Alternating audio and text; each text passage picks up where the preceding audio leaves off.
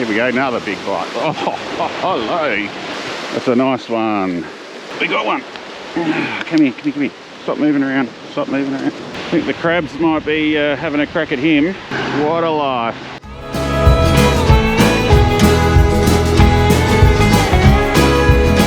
We've taken a bit of a drive on the north coast of Kangaroo Island, and we're at Snelling Beach. Didn't need to air down the tyres, so that was good. It's fairly low tide at the moment, but I've been assured that there is mullet around, so I'm actually going to try and catch some mullet, and I'm actually going to try to potentially keep them alive for some live bait, and I might throw out even a live bait out here on a larger rod. Let's see what we can do. Probably going to change into my beach shoes and shorts. Not too bad a day today, so let's get into it. So we've come prepared. We've got a whole heap of these fish frames from the Tommies and heads and stuff the other night. We're going to put this in the blue bag, in the green bag, and then whack it out on the rod holder for burley.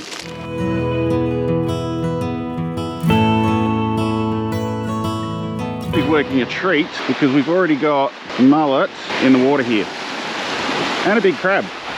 I'll take my headpiece off. Well, not a big crab, but a reasonable sized crab. He's just digging himself in there. So on here we've just got a 40-pound mono to a swivel, 35-pound rated swivel. We've got 100-pound leader to a large hook.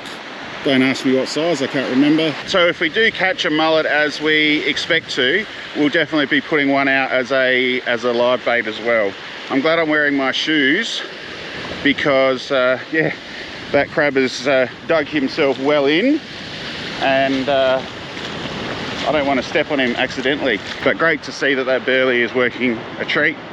Love free burley as such when you can use your frames and fish heads. On the smaller rod here we have a standard paternoster rig, 2 hooks, just with the burley cage sinker. Got our bucket so we can put some live bait in there. We've got an aerator.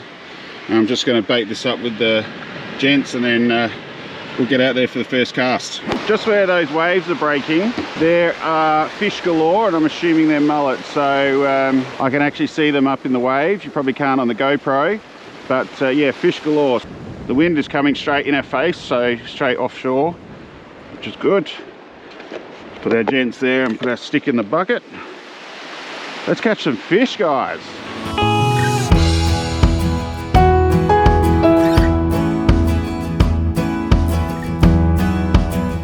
You see them jumping around. It could be salmon, to be honest. I think I might have to cast out just a little bit further. Probably should be doing this on my slightly larger 9-foot rather than the 6-foot. These mullets are literally swimming in ankle deep water in there, and I just pulled in my bait very gently. We've lost one there, he's fallen off. Pulled in the bait very gently, dropped it right in front of him. We got one. Come here, come here, come here. Stop moving around, stop moving around. And he's had someone try and take a chunk out of his head. So that is a good, very slippery suckers. Oh my God. 28 centimetre mullet. Oops, I'm walking away from my line there. That's a 30 centimetre mullet. I hope you can see that. So, okay, this may not be a good idea with these big mullet. What we're going to do is what we said we were going to do, and put one of these suckers out as a livey once I get this quick tangle sorted. So we are just going to stick him right through there, and we're going to get that lined up nice. He's kicking, should kick pretty well shortly.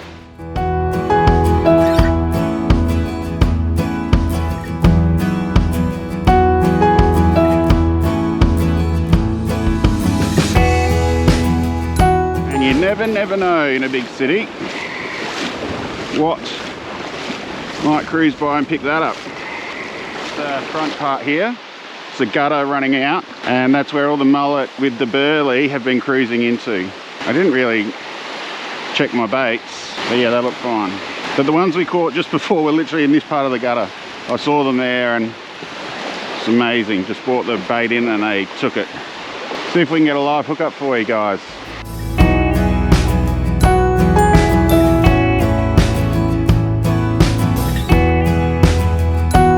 We're on again, took a while.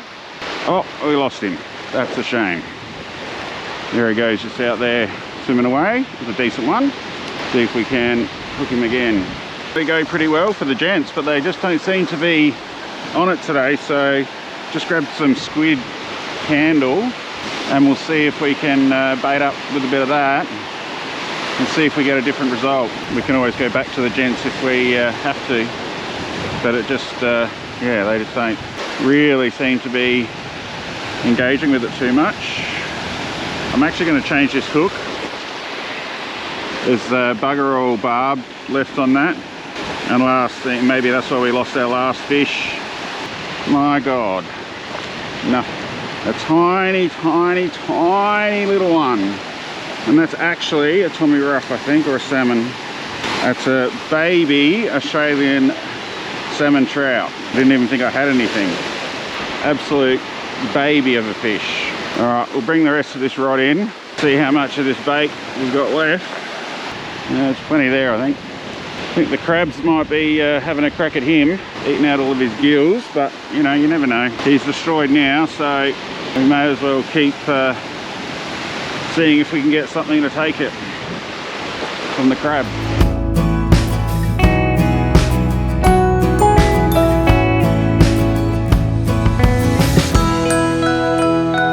Certainly a lot of action on the end of this rod, but for the life of me, I don't know what I need to do to get them to hook. They must be tiny. I mean, they're size 6 Gamakatsu long shanks. They're not small bites. There's just nothing there after all that action. All right, I think we got that one. Finally, another reasonable size. I think he's going to go about 26. Come here. Come. Sorry guys, just going to get this sorted out. Still got baits on there. I'm just going to chuck him up there for a sec. No, actually not. I forgot that the Pacific gulls were around. I knew the seagull probably wouldn't take a fish this big potentially, but the Pacific gull definitely will.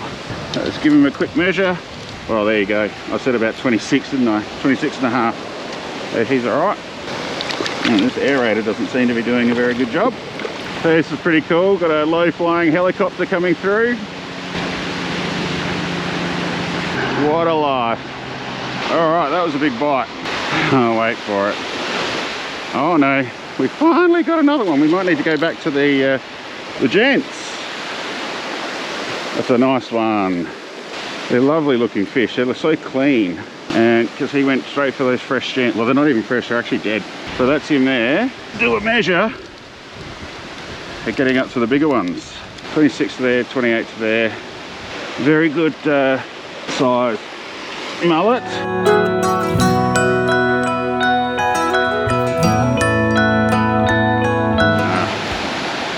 He's just a baby, he can go back. Plenty more growing for him to do. But at least they're biting again, yay! We might be in the I think we are just starting to have the incoming tide. Oh, look at these bites starting straight away. And they generally will, most fish like the change of tide. The whiting, I've had really good success on the incoming tide. As with probably here, the incoming tide will be good. You'll notice that the big rod is down.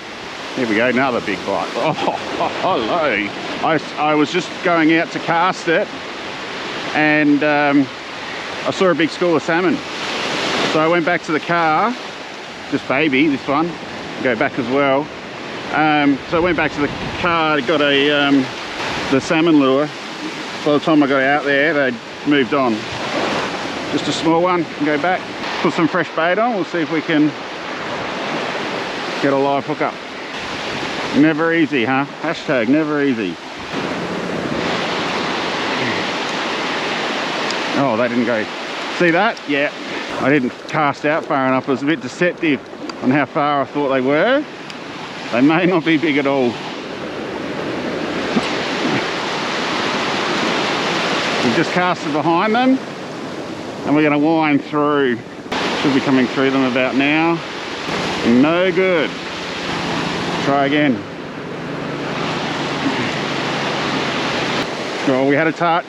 We definitely had someone pulling it, and this might just be too big a lure. Just going to slow it down. We definitely had a couple of touches. Just going to race back in and hopefully be quick and get a smaller lure. These are the size lures using over in Coffin Bay for the salmon over there, but I might just have to go with this old faithful. Let's have a look. I'm going to go with this one. All right, let's go again. Hopefully they have it. Oh, I can still see them. Can't believe I'm like 15 meters from the school. Had a bite for sure. Thought I had them. They aren't big. Not exactly sure where that is. Looks like it's pulling through them. Is the helicopter going through again? I mean, they're busting up on the surface, so not sure why they're not taking a lure.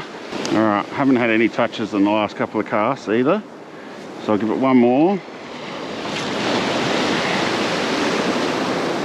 Oh, we did have a touch there. Oh, that's just teasing.